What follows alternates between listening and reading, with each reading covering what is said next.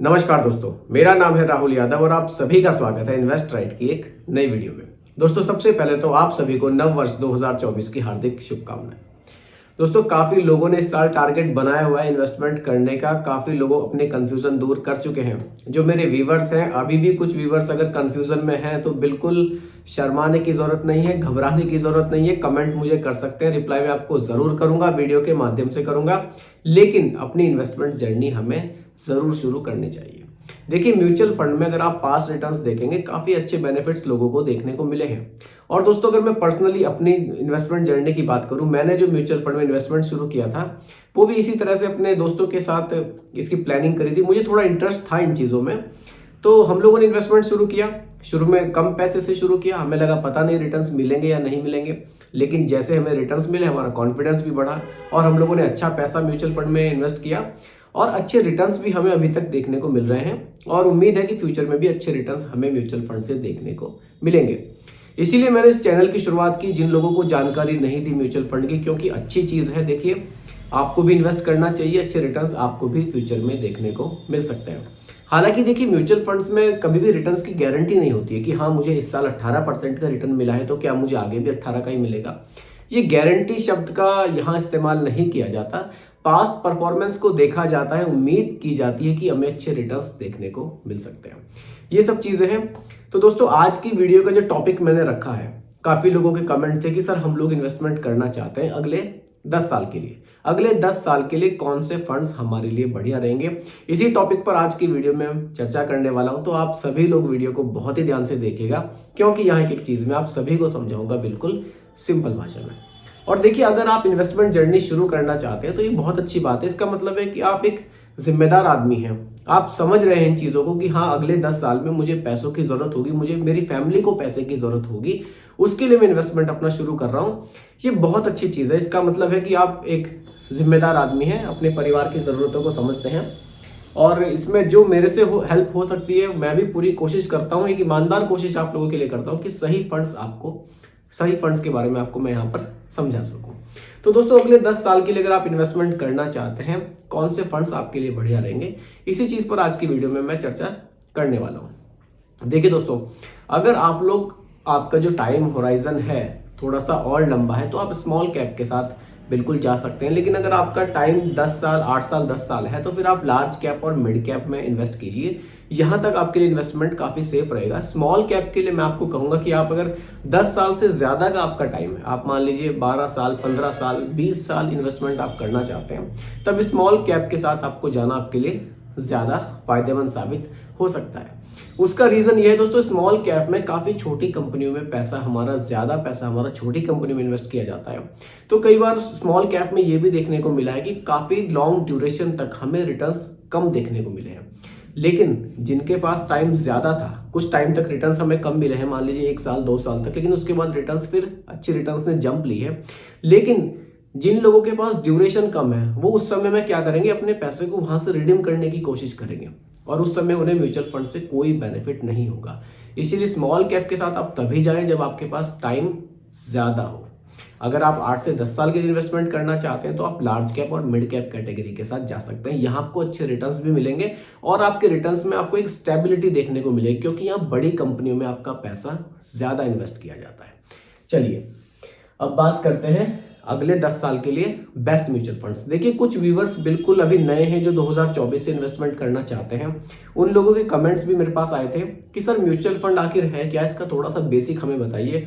हम लोग तो बिल्कुल भी नहीं जानते कि क्या चीज़ है ये, कैसे इसमें इन्वेस्ट किया जाता है। देखिए, म्यूचुअल फंड क्या होता है, उन लोगों का ये सवाल ये भी था कि सर पैसा तो शेयर मार्केट में ही जा रहा है, तो फिर इसमें अलग क्या है। देखिए, म्यूचुअल फंड क्या है, मान लीजिए आप 10 लोगों का एक ग्रुप है, आपने 1,000 रुपए 10 लोगों ने किसी म्यूचुअल फंड कंपनी में इन्वेस्ट किए। मान लीजिए एसबीआई में आपने इन्वेस्ट किए। एसबीआई के जो फंड मैनेजर होंगे, आपके जो 10,000 रुपए उनके पास आएंगे, उन 10,000 रुपए को वो मल्टीपल स्टॉक्स में इन्वेस्ट करेंगे। मान लीजिए आपने किसी लार्ज कैप स्कीम में अपने पैसे इन्वेस्ट किए। अब लार्ज कैप स्कीम में म्यूचुअल फंड के जो मैनेजर होंगे, जैसे मिनिमम 80% पैसा उन्हें लार्ज कैप स्टॉक्स में ही इन्वेस्ट करना है, तो आपके 10,000 रुपए को वो मल्टीपल स्टॉक्स में यानी कि इंडिया की टॉप 100 कंपनीज में इन्वेस्ट करेंगे। तो कुछ इस तरह से म्यूचुअल फंड हमारा काम करता है। आप इसको इस तरह से भी समझ सकते हैं कि आपका जो पैसा इन्वेस्ट शेयर मार्केट में होगा वो मल्टीपल स्टॉक्स में होगा, यानी कि किसी एक या दो स्टॉक में इन्वेस्ट ना होके 70 स्टॉक, 80 स्टॉक, बल्कि 100 स्टॉक्स तक भी आपका पैसा डाइवर्सिफाई करके इन्वेस्ट किया जाता है। इसलिए यहाँ पर डायरेक्टली शेयर मार्केट के मुकाबले यहाँ पर आपको रिस्क कम देखने को मिलता है।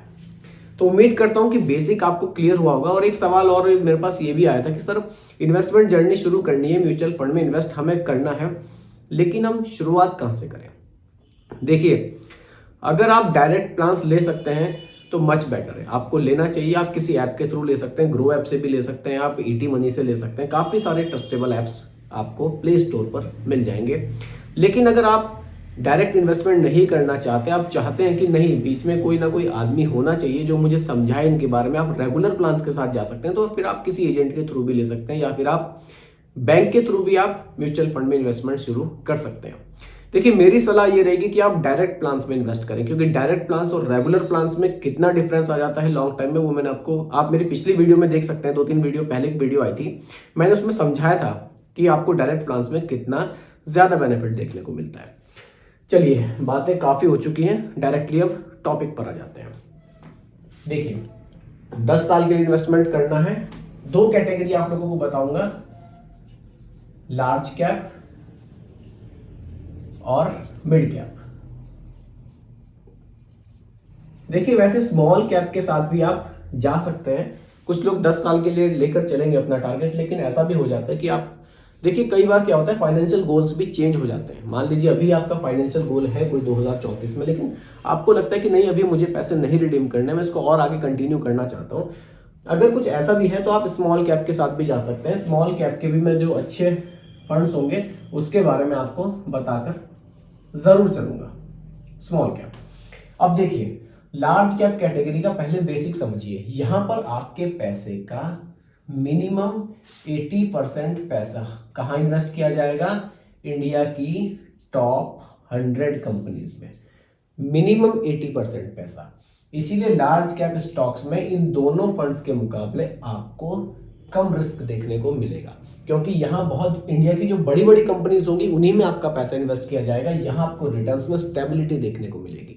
बहुत ज्यादा फ्लक्चुएशन तो देखिए रहेगा, लेकिन बहुत ज्यादा फ्लक्चुएशन देखने को नहीं मिलेगा।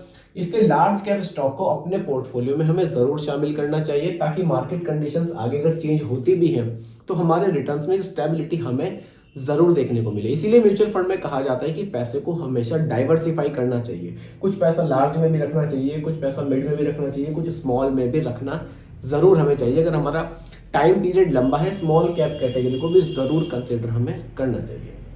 देखिए, बेसिक इसका यह है कि मिनिमम 80% पैसा इंडिया की टॉप 100 कंपनीज में इन्वेस्ट यहां पर होता है। फंड्स के लिए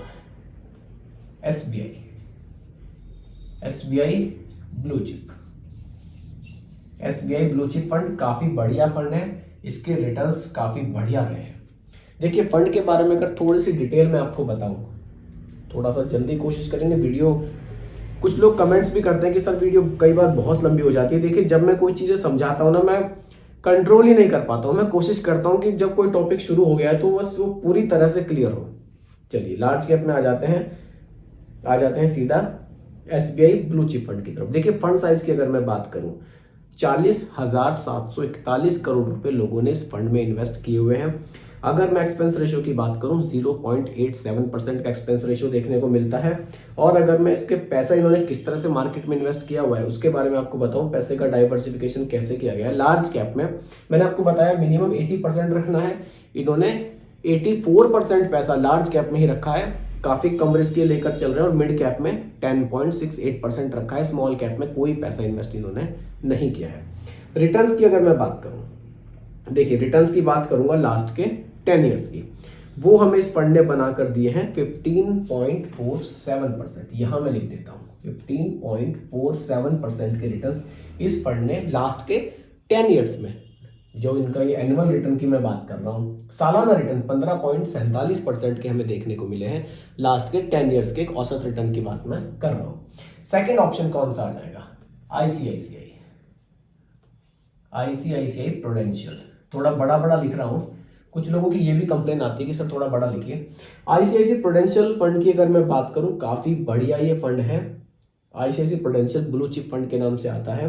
फंड साइज की अगर बात करूं, 44,425 करोड़ रुपए लोगों ने इस फंड में इन्वेस्ट किए हुए हैं। 44,425 करोड़। एक्सपेंस रेशियो हमें देखने को मिलता है 1.01% का। बस ये थोड़ा सा इस फंड में मुझे ज्यादा देखने को मिला, नहीं तो फंड बहुत बढ़िया है। अगर मैं रिटर्न्स की बात करूं, इस फंड के रिटर्न्स इस फंड के काफी बढ़िया रहे हैं। लास्ट के सीधा 10 ईयर्स के रिटर्न्स की ही बात करूंगा, वो हमें देखने को मिले हैं 16.67% के। तो दोस्तों दोनों फंड है लार्ज कैप कैटेगरी के, दोनों के रिटर्न्स बढ़िया हैं। अगले 10 साल के लिए आप इन्वेस्टमेंट करने जा रहे हैं, लार्ज कैप को आप बिल्कुल जरूर कंसीडर कीजिएगा अपने पोर्टफोलियो में। अच्छे रिटर्न्स है, दोनों फंड बढ़िया है। एसबीआई ब्लू चिप फंड भी और आईसीआईसी प्रूडेंशियल फंड भी काफी बढ़िया है। देखिए, अगर इसके भी पैसे के डाइवर्सिफिकेशन की मैं बात करूं, इन्होंने लार्ज कैप में रखा है 86.57%, इन्होंने 84 रखा था, इन्होंने 86 रखा है। मिड कैप में 7.73% और स्मॉल कैप में इन्होंने भी बहुत ही थोड़ा सा 0.48% पैसा इन्वेस्ट किया है। ना के बराबर ये भी स्मॉल कैप को लेकर चल रहा है। स्मॉल कैप इसमें भी नहीं है और इसमें भी आप कह सकते हैं कि स्मॉल कैप ना के बराबर है। पैसा बड़ी बड़ी कंपनियों में ही यहाँ ज्यादा इन्वेस्ट किया गया है। अब आ जाते हैं दोस्तों मिड कैप कैटेगरी की तरफ। देखिए, मिड कैप कैटेगरी में दो फंड आपको बताऊंगा, दोनों के रिटर्न्स बहुत बढ़िया हैं। एक फंड आपको बताऊंगा यहाँ पर। चलिए पहले बेसिक समझिए मिड कैप का। बेसिक क्या है? मिनिमम 65% पैसा कहाँ इन्वेस्ट किया जाएगा? उन कंपनियों में जिनकी रैंकिंग 101 से लेकर 250 तक जाएगी। ये इसका एक बेसिक मैंने आपको बता दिया कि देखिए फंड का बेसिक पता होना चाहिए कि हमारा पैसा इन्वेस्ट कहाँ होगा। मिड कैप में जो भी आप पैसा इन्वेस्ट करेंगे उसका मिनिमम 65% पैसा 101 से लेकर 250 रैंक तक की कंपनियों में इन्वेस्ट किया जाएगा। फंड की अगर मैं बात करूं, देखिए फंड की अगर मैं बात करूं, फंड इसमें हमें देखने को मिलेगा बढ़िया HDFC mid cap opportunity fund. Number 1 पर कौन सा आ जाएगा? HDFC mid cap opportunity fund. HDFC mid cap लिख देता हूं, इतने में आप समझ जाएंगे। HDFC mid cap opportunity fund, देखिए काफी बढ़िया ये फंड है। इस फंड के रिटर्न्स पास्ट में काफी बढ़िया रहे हैं। अब देखिए, जैसा कि मैंने बताया मिनिमम 65% पैसा इनको इन्वेस्ट करना है। कहां? इस रैंक वाली कंपनी में। इन्होंने कितना किया हुआ है? 70% पैसा। और बाकी स्मॉल कैप को इन्होंने रखा है 15.49% और बाकी 8.43% पैसा इन्होंने लार्ज कैप में भी इन्वेस्ट किया हुआ है। डायरेक्टली रिटर्न्स की अगर मैं यहाँ पर बात करूँ लास्ट के 10 ईयर्स की, इन्होंने जो रिटर्न्स बनाकर दिए हैं 21, यहाँ मैं लिख देता हूँ 21.38% के रिटर्न्स इस फंड ने जनरेट किए हैं, जो कि काफी बढ़िया रहे। सेकंड ऑप्शन पर आ जाते हैं मिड कैप कैटेगरी में, Kotak emerging equity fund. Kotak emerging equity fund. देखिए फंड ये भी बहुत बढ़िया है। फंड साइज की बात करूं, 36,528 करोड़ रुपए लोगों ने कोटक एमर्जिंग इक्विटी फंड में इन्वेस्ट किए हुए हैं। एक्सपेंस रेशियो इस फंड का मुझे बहुत ही बढ़िया देखने को मिला, केवल 0.38% का एक्सपेंस रेशियो यहाँ चार्ज किया जाता है। और देखिए, अगर मैं यहाँ पर पैसे के डाइवर्सिफिकेशन पे आ जाऊं तो मिड कैप में 66% पैसा इन्होंने इन्वेस्ट किया हुआ है, लार्ज कैप में 15% और स्मॉल कैप में 11% पैसा। अब देखिए डायरेक्टली रिटर्न्स की अगर मैं यहाँ पर बात करूं, रिटर्न्स इस फंड ने लास्ट के 10 ईयर्स में बनाकर दिए हैं 21.33% के। तो मिड कैप कैटेगरी में दोनों फंड की परफॉर्मेंस काफी बढ़िया हमें देखने को मिली है पास्ट में। स्मॉल कैप के बेसिक पर अगर मैं आ जाऊं, मिनिमम 65% पैसा कहाँ इन्वेस्ट किया जाएगा? उन कंपनियों में जिनकी रैंकिंग 251 से लेकर 500 तक जाती है। बहुत छोटी साइज की कंपनियां हो जाती हैं, ज्यादा पैसा। देखिए कैटेगरी से ही क्लियर है, स्मॉल कैप तो आपका ज्यादा पैसा छोटे साइज की कंपनियों में ही यहां इन्वेस्ट किया जाएगा। स्मॉल कैप में अगर मैं आपको दो फंड बताऊं, काफी वीडियोस में ये फंड मैं आप लोगों को वैसे बता चुका हूं। देखिए निपॉन इंडिया काफी बढ़िया फंड है, परफॉर्मेंस फंड की काफी जबरदस्त रही है। सेकंड आपको ऑप्शन बताऊं, आप क्वांट स्मॉल कैप के साथ भी जा सकते हैं, इसके रिटर्न्स भी काफी जबरदस्त हमें देखने को मिले हैं। अगर मैं क्वांट स्मॉल कैप फंड की बात करूं, इसके रिटर्न्स की बात करूं, डायरेक्टली लास्ट के 10 इयर्स के रिटर्न्स की बात करूं, 26% के रिटर्न्स इस फंड ने बनाकर हमें दिए हैं। तो स्मॉल कैप कैटेगरी में क्वांट स्मॉल कैप भी एक अच्छा ऑप्शन आपके सामने है। और निपॉन इंडिया ये भी बहुत बढ़िया ऑप्शन आपको देखने को मिलता है। देखिए दोस्तों, फंड परफॉर्मेंस के हिसाब से हर साल फंड की परफॉर्मेंस चेंज होती है। इस साल नंबर 1 पर कौन रहा है, अब 2024 में नंबर 1 पर कौन रहेगा, ये सब चेंजेस होते रहते हैं, थोड़ा बहुत अप डाउन यहाँ पर चलता रहता है। लेकिन आप अगले 10 साल के लिए इन्वेस्ट कर रहे हैं, आपका टाइम पीरियड काफी लंबा है। अगर आपको ऐसा लगता है, आपने किसी फंड को सिलेक्ट किया, उसमें इन्वेस्टमेंट शुरू किया, 6 महीने बाद 8 महीने बाद आपको ऐसा लगा कि मेरे फंड की परफॉर्मेंस थोड़ी डाउन हो रही है, तो भी घबराने की जरूरत नहीं है। उसको थोड़ा लॉन्ग टाइम आप चलाइए, आपको देखने को मिलेगा कि हाँ, मेरे फंड की परफॉर्मेंस अब ठीक हुई है, रिटर्न्स मेरे बढ़ने शुरू हो गए। इसमें बहुत जल्दी आपको हड़बड़ाहट करने की जरूरत नहीं है। ये मेरा पर्सनली एक राय है आपके लिए। जब भी आप इन्वेस्टमेंट करें, थोड़ा सा सोच कर चलें कि मैं लॉन्ग टाइम के लिए पैसे को इन्वेस्ट कर रहा हूँ। कभी भी बहुत जल्दी घबराने की जरूरत नहीं है कि पैसा मैं तुरंत ही रिडीम कर लूँ, मार्केट डाउन हुई, उसमें आपको नुकसान हो जाएगा। अगर आप उस समय भी SIP को अपने चलने देंगे तो आपको लॉन्ग टाइम में अच्छे रिटर्न्स यहाँ से जरूर देखने को मिल सकते हैं। तो दोस्तों, ये आज का टॉपिक था। अगर आप अगले 10 साल के लिए इन्वेस्टमेंट करने का प्लान कर रहे हैं 2024 में, और कर रहे हैं, करना चाहिए आपको। जिन लोगों ने नहीं शुरुआत करी है उनको बिल्कुल शुरुआत करनी चाहिए। शुरुआत करेंगे, अच्छा कॉन्फिडेंस आपको मिलेगा यहाँ पर देखने को। और देखिए, 1000, 2000, 5000 रुपये महीने का इन्वेस्टमेंट के लिए आपको बहुत ज्यादा ऑप्शंस भी देखने को नहीं मिलते। म्यूचुअल फंड एक अच्छा ऑप्शन आपके सामने आता है कि हाँ, यहाँ पैसा इन्वेस्ट करके अच्छे रिटर्न्स, देखिए पास्ट में म्यूचुअल फंड ने बनाकर दिए हैं। हालांकि पास्ट के रिटर्न्स फ्यूचर के रिटर्न्स की गारंटी नहीं है, लेकिन हमें गाइडलाइन जरूर मिलती है कि हाँ, पास्ट के 10 ईयर्स में यार अच्छे रिटर्न्स इन फंड्स ने बनाकर दिए हैं, होल्डिंग्स इनकी बढ़िया है, तो आगे भी हमें मिल सकते हैं। तो इसलिए एक अच्छा ऑप्शन है, आप शुरुआत यहाँ से कर सकते हैं। तो दोस्तों, उम्मीद करता हूं कि टॉपिक आपको पूरी तरह से क्लियर हुआ होगा। फिर भी कोई कंफ्यूजन हो, बिल्कुल आप मुझे कमेंट कर सकते हैं, रिप्लाई मैं आपको जरूर करूंगा और वीडियो के माध्यम से करूंगा। बाकी दोस्तों, वीडियो कैसी लगी कमेंट्स में जरूर बताइएगा। पसंद आई हो तो लाइक शेयर भी कीजिएगा, और मेरे चैनल पर अगर आप नए हैं, इसको भी सब्सक्राइब आप जरूर कीजिएगा। बहुत बहुत धन्यवाद।